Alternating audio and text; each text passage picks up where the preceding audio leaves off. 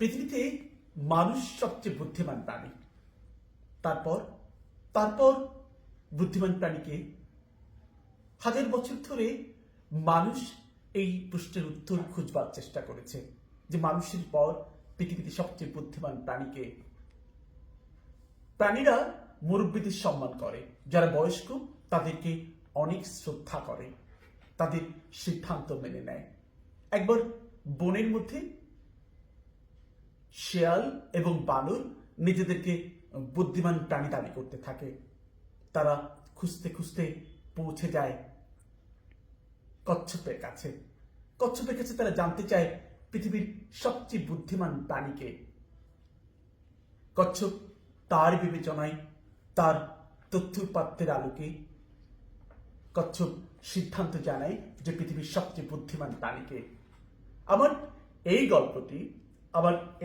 গল্পটি পৃথিবীর সবচেয়ে বুদ্ধিমান প্রাণী 2022 বইমেলায় আইডিয়া প্রকাশন বইটি প্রকাশ করেছিল।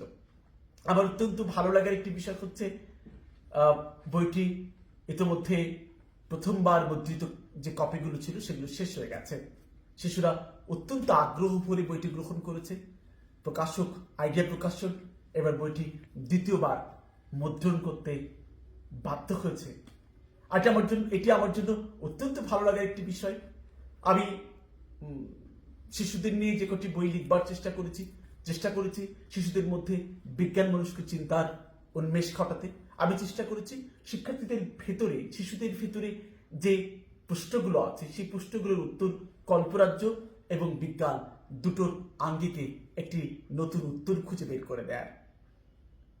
শিশুরা আমার লেখা বইগুলো গ্রহণ করেছে, সেজন্য আমি ধন্যবাদ জানাই। আমি আইডিয়া প্রকাশনকে ধন্যবাদ জানাই।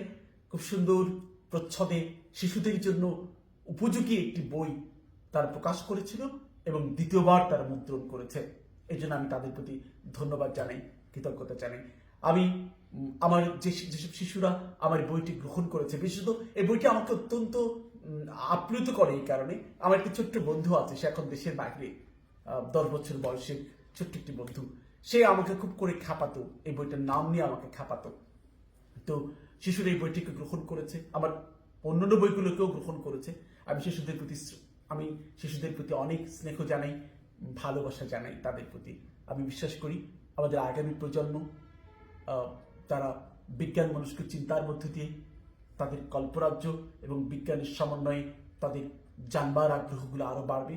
তারা তাদের জিজ্ঞাসাগুলো, তাদের প্রশ্নের উত্তরগুলো খুঁজে বের করবার চেষ্টা করবে। আইডিয়া প্রকাশককে ধন্যবাদ বইটি বের করবার জন্য, এবং আমি মনে করি যে এই বইটি শিশুদের কাছে আরো ব্যাপকভাবে পৌঁছে যাবে। অনেক অনেক ধন্যবাদ।